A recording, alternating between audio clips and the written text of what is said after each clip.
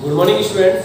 आज जो है हम लीनियर प्रोग्रामिंग 12th चैप्टर आपका स्टार्ट करने जा रहे हैं और ये जो चैप्टर है आपका लीनियर प्रोग्रामिंग, इस चैप्टर से रिगार्डिंग आपके 11th क्लास में भी चैप्टर था हमारे पास लीनियर इनइक्वालिटीज। उस टाइम पे मैंने आपको समझाया था कि 12th क्लास में 12th चैप्टर आपका यही वापस आएगा और वो की वही सब चीज़ें हैं, ठीक है, जो हमने 11th क्लास में जो आपने 6 चैप्टर लीनियर इनइक्वालिटीज में पढ़ी है वो की वही सब चीज़ें यहाँ पर है। कुछ एक दो स्टेप एक्स्ट्रा है, ज़्यादा कुछ खास बात नहीं है उनमें, तो वो की वही चीज़ें हैं और आपको उन्हीं को करना है, ठीक है। मेन पार्ट आपका क्या था उसमें कि ग्राफ बनाना, तो ग्राफ बनाना है। सपोज कि वही जैसे कि मैं एक फॉर एग्जाम्पल किसी भी तरह से लिया मैंने,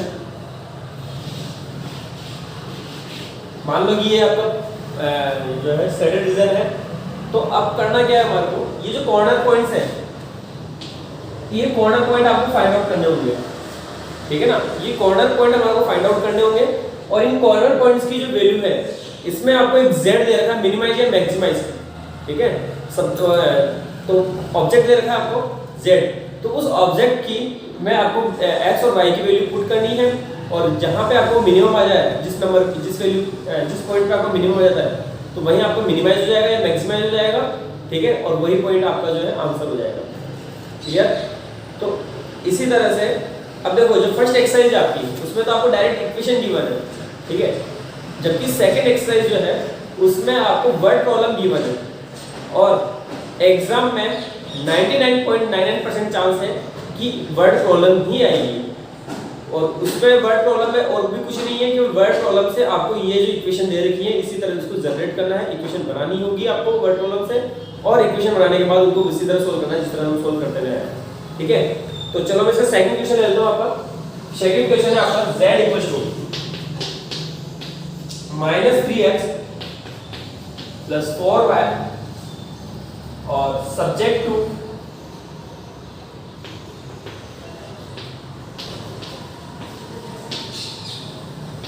constant,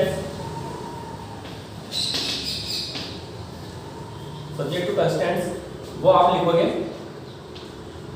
x + 2y then equals to 8, 3x + 2y less than equals to 12 and x, y is greater than equals to 0, ठीक है।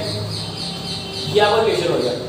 अब इस क्वेश्चन में जो है आपके देखो ये जो x, y is greater than equals to 0, इसका क्या मीनिंग होता है आपको याद होना चाहिए। 11th क्लास में इसका मीनिंग ये है कि आपकी ओनली फर्स्ट क्वाड्रेंट में होगा, जो आपका ग्राफ होगा जो शेडेड रीजन होगा वो ओनली फर्स्ट क्वाड्रेंट में होगा और इस चैप्टर में आपके मैक्सिमम क्वेश्चन में ये कंडीशन गिवन होगी, मैक्सिमम के लगभग सभी क्वेश्चन में आपकी ये कंडीशन गिवन होगी कि x, y is greater than equals to 0। तो इसका मतलब ये होगा कि आपका जो ग्राफ है ओनली वो फर्स्ट क्वाड्रेंट में होगा। x greater than 0 का मतलब क्या होता है कि इस y एक्सिस से इधर है, x पॉजिटिव किधर होता है, इसी साइड पॉजिटिव रहता है, तो y एक्सिस से इस साइड है। y greater than 0 से मतलब क्या है कि आपका x एक्सिस से ऊपर की साइड है, तो कॉमन क्या पार्ट आया आपका फर्स्ट क्वाड्रेंट में, तो ओनली जो आपका ग्राफ है फर्स्ट क्वाड्रेंट में बनेगा, ये ध्यान रखना है पहली चीज, ठीक है। इसके अलावा इसका और कोई मीनिंग हमारे पास नहीं है।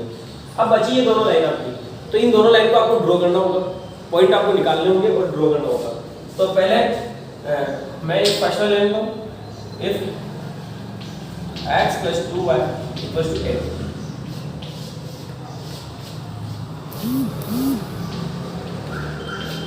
देखो पॉइंट निकालने का तरीका भी हमने सीखा है। क्या तरीका होगा कि ये जो लाइन है आपकी इसमें एक बार x को 0 रखो, y की वैल्यू निकालो, एक बार y को 0 रखो, x की वैल्यू निकालो, ठीक है। ये तो हुआ हमारा एक जनरल सा तरीका, एक नॉर्मल सा तरीका, लेकिन कभी कभार ऐसी कंडीशन भी हो सकती है कि आपकी वैल्यू पुट करने पर कोई अजीब सा आंसर आ रहा हो, ठीक है ना। जैसे कि x की वैल्यू पुट करने पर y की वैल्यू आपकी आ रही है 8.3, अब उसको कैसे पॉइंट को शो करोगे 8.3 को, थोड़ा टिपिकल हो जाएगा, तो आप पॉइंट को चेंज भी कर सकते हो, x की वैल्यू आपकी जो मर्जी हो वो ले सकते हो। हमें 2 पॉइंट चाहिए ओवरऑल कैसे भी करके, ठीक है ना, कैसे भी करके हमारे को 2 पॉइंट चाहिए होता है एक लाइन को ड्रॉ करने के लिए। तो यहाँ पे तो बहुत इजी है, तो मैंने x की वैल्यू एक बार 0 रखी तो y की वैल्यू आती है 4 और जब y की वैल्यू 0 रखी तो x की वैल्यू आती है आपके पास 8, क्लियर। इसीलिए फिर सेकंड लाइन को सॉल्व करेंगे, तो इफ 3x + 2y = 12,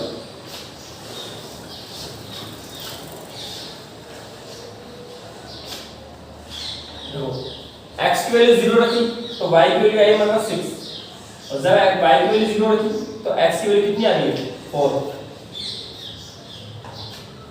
क्लियर?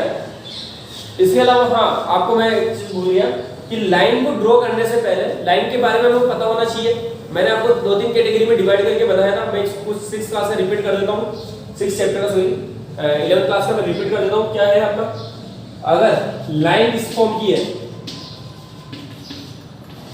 तो इसका मतलब will cut to both axis.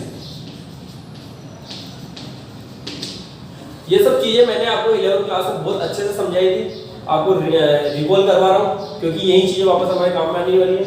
तो अगर आपके ए बी सी यानी कि एक्स वाई और कांस्टेंट तीनों चीज हैं तो वो लाइन जो है आपकी दोनों एक्सिस को कहीं ना कहीं कट करेगी। क्लियर? इसके अलावा अगर आपके ax प्लस by इक्वल टू 0 यानी कि कांस्टेंट नहीं है तो ये लाइन जो है विल पास फ्रॉम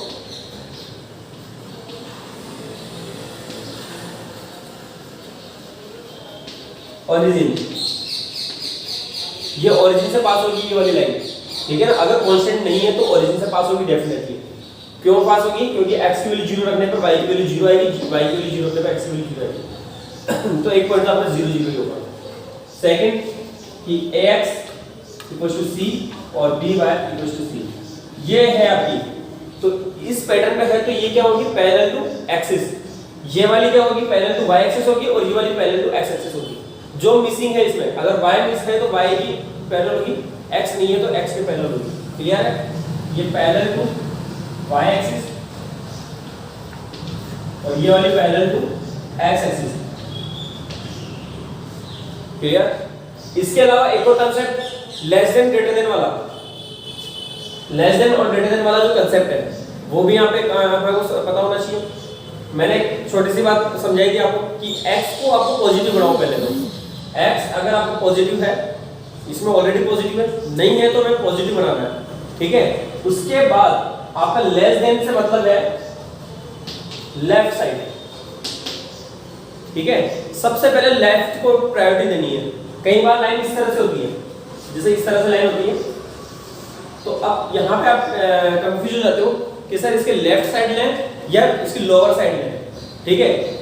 अगर आपकी एक्स एक्सिस के पैरेलल है बिल्कुल, तभी आपको लोअर पे सोचना है, तो आपकी लोअर साइड लेफ्ट, लेस का मतलब है लेस देन का मतलब है लेफ्ट साइड, वो लेफ्ट साइड लेनी है। इसमें लेफ्ट आपकी इधर है तो इधर वाला पोर्शन ही लेना है इससे, ठीक है ना।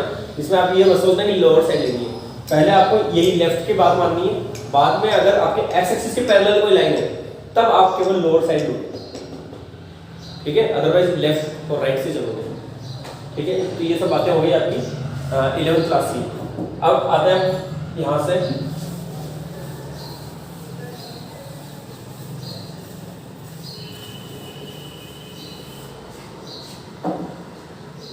ये पॉइंट हमने निकाल लिए। अब यहाँ पे सॉल्व करोगे। इस बार जो है लास्ट ईयर मैंने आपको कॉपी में ही सॉल्व करवाए थे, कॉपी में ग्राफ बनवाए थे, लेकिन इस बार आप ग्राफ जो है वो एक ग्राफ नोटबुक में बनाओगे। आप 10 रुपए या 15-20 रुपए की जो ग्राफ नोटबुक आती है जिसमें कम से कम 25-30 ग्राफ हो आपके, 25 to 30 ग्राफ हो, वो लोगे और इस पूरे चैप्टर को आप उसी में सोल्व कर लो, ठीक है ना। ये जो 12th चैप्टर है आपका उसको आप किसमें सोल्व करोगे, ग्राफ नोटबुक में ही सोल्व करोगे। क्लियर? क्योंकि आपको ग्राफ एग्जाम में मिलेगा और उसी में ही आपको सोल्व करना है इसको। क्लियर? तो देखो मैं यहाँ पर रफली कर रहा हूँ कि अब मुझे पहले ये वाला लाइन ड्रॉ कर रहा हूँ 0 4 और 8 0। तो x एक्सिस पे y एक्सिस पे देखो मैक्सिमम मुझे 6 चाहिए, तो 2 2 का मैं स्केल ले लेता हूँ यहाँ से।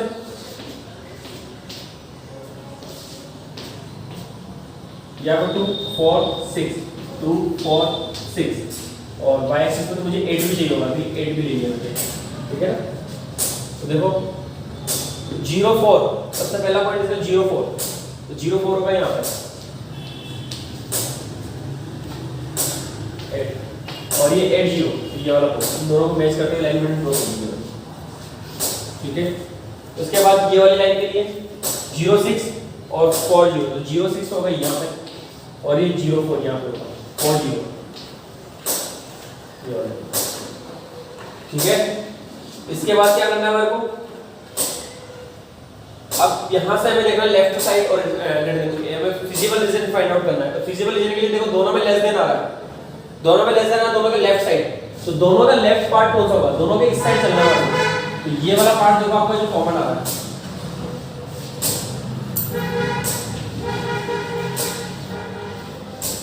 इसमें ये वाला पॉइंट आपका 0 0, ये पॉइंट आपका 4 0 और ये वाला पॉइंट आपका 0 4।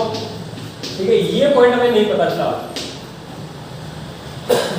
तो ग्राफ नोटबुक में जब आप ग्राफ बनाओगे तो ये पॉइंट आपको डायरेक्ट मिल जाएगा। ठीक है ना, ये पॉइंट आपका डायरेक्ट मिल जाएगा। नहीं अगर आपको समझ में आ रहा है तो क्या करोगे आप, इन दोनों इक्वेशन को सोल्व कर दो, इन दोनों इक्वेशन को आप सोल्व कर दो।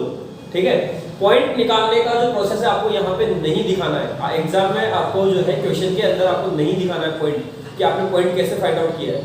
ठीक है, आपको डायरेक्ट लिखना है corners are this this this. यहाँ पे आप सोल्व करके नहीं दिखाओगे, इसको सोल्व करके दिखाना नहीं है। ठीक है ना, आप रफ पे सोल्व करो, आपको डायरेक्ट यहाँ पे कॉर्नर्स लिखना है। तो हेंस यहाँ लिखो यार, the feasible region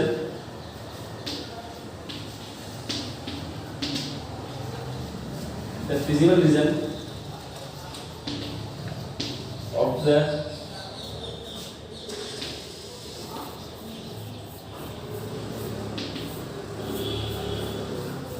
linear programming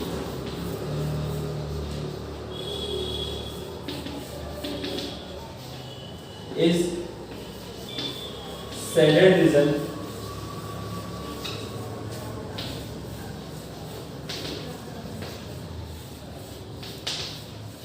having corners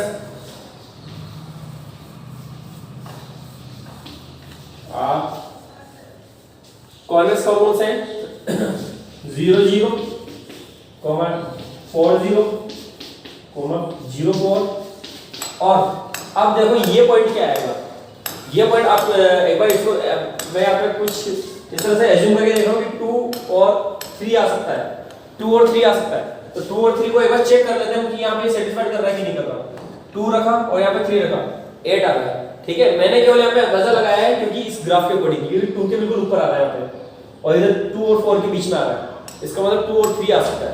ठीक है, एक बार चेक कर लो उसको। आप इस तरह से अंदाजा भी लगा सकते हो कि 2 और 3 को एक बार चेक कर लेते हैं। 2 रखेंगे यहाँ पे या 3 रखेंगे, बिल्कुल सेटिस्फाइड हो रहा है। इसमें भी रख के देख लो एक बार, 2 रखेंगे तो ये 6 हो गया और यहाँ पे 3 रखेंगे तो ये 6 हो गया। 6 + 6 कितना है, 8। दोनों इक्वेशन को सेटिस्फाइड कर रहा है, इसका मतलब डेफिनेटली 2 3 पॉइंट है। तो ये एंड 2 3। ठीक है, अब इसके बाद अभी खत्म नहीं हुआ है, हमें कॉर्नर पॉइंट निकालना है। अभी कॉर्नर पॉइंट जो है कहां रखने हैं, वो इस z में हमें मिनिमाइज करना है इसको, यहाँ पे इसको मिनिमाइज करना है। इसके ऊपर लिखना था आपको मिनिमाइज।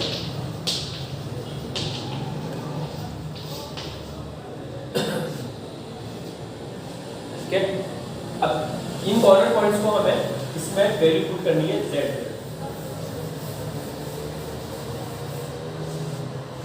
तो लिखो यार एट 0 0 z इक्वल टू कितना हो जाएगा, -3 × 0 + 4 × 0 इक्वल टू 0। फिर एट सारे पॉइंट्स पे हमें वैल्यू सॉल्व करना है। 4 0 z इक्वल टू -3 × 4 + 4 × 0, तो यहाँ आपका -12। ठीक है, फिर eight 0 4 z equals to -3 × 0 + 4 × 4, that is 16। फिर eight 2 3 z equals to -3 × 2 + 4 × 3 equals to कितना आएगा, ये 6 और ये 12, तो 6 बचेगा। क्लियर, इस तरह सभी कॉर्नर पॉइंट्स पे हमारे को z की वैल्यू फाइंड आउट करनी है। इसके बाद क्या करेंगे हम इसके बाद आपका बस कुछ भी निकलना है, इसमें से सबसे मिनिमम आंसर कौन सा है, z की जो हमारे पास वैल्यू है। देखो यहाँ पे 0 आ रही है, यहाँ -12 आ रही है, यहाँ पे 16 आ रही है, यहाँ पे 6 आ रही है। तो -12 ऑब्वियसली आपका सबसे मिनिमम है, तो जो आपका आंसर होगा ये पॉइंट होगा। ठीक है, तो द मिनिमम वैल्यू ऑब्जेक्ट यहां लिखोगे आप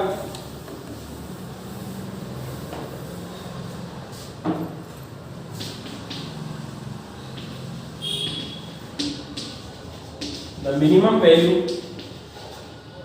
या आप इस तरह से लिखते हो